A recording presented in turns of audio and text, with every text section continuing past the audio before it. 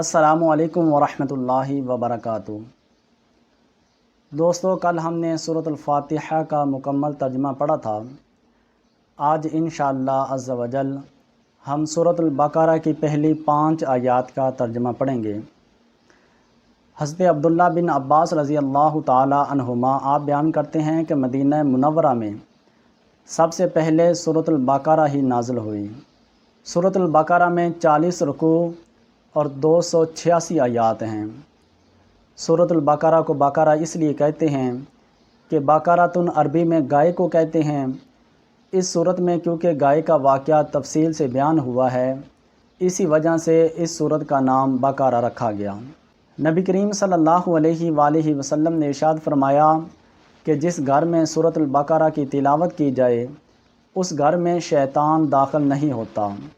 نبی کریم صلی اللہ علیہ وآلہ وسلم نے فرمایا اگر دن کے وقت تلاوت کی جائے تو 3 دن تک شیطان داخل نہیں ہوتا، اور اگر رات کے وقت کی جائے تو 3 راتیں شیطان اس گھر میں داخل نہیں ہوتا۔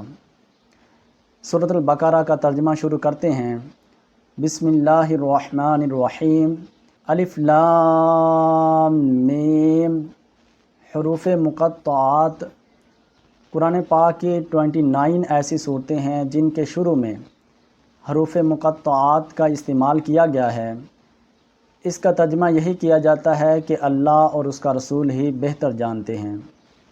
ذالک الکتاب، یہ وہ بلند رتبے والی کتاب ہے، لا ریب فیہ، جس میں شک کی کوئی گنجائش نہیں، ھدی للمتقین، ڈرنے والوں کے لیے اس میں ہدایت ہے، الذین یؤمنون بالغیب ویقیمون الصلاۃ، وہ لوگ جو ایمان لائے بن دیکھے اور نماز قائم کرتے ہیں، ومما رزقناہم ینفقون، اور جو ہم نے انہیں رزق عطا کیا وہ اس میں سے اللہ کی راہ میں خرچ کرتے ہیں، والذین یؤمنون بما انزل الیک، اور وہ لوگ جو ایمان لائے جو ہم نے آپ پر نازل فرمایا، وما انزل من قبلک، اور جو آپ سے پہلے نازل فرمایا، یعنی تورات، زبور، انجیل اور وہ صحیفے جو اللہ عز و جل نے اپنے مختلف انبیاء پر نازل فرمائے،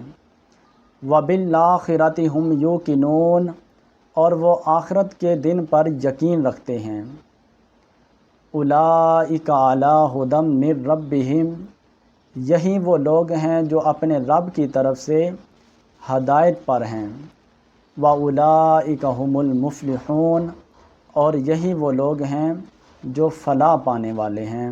کل انشاءاللہ عز و جل اگلی 5 آیات کا ترجمہ کریں گے۔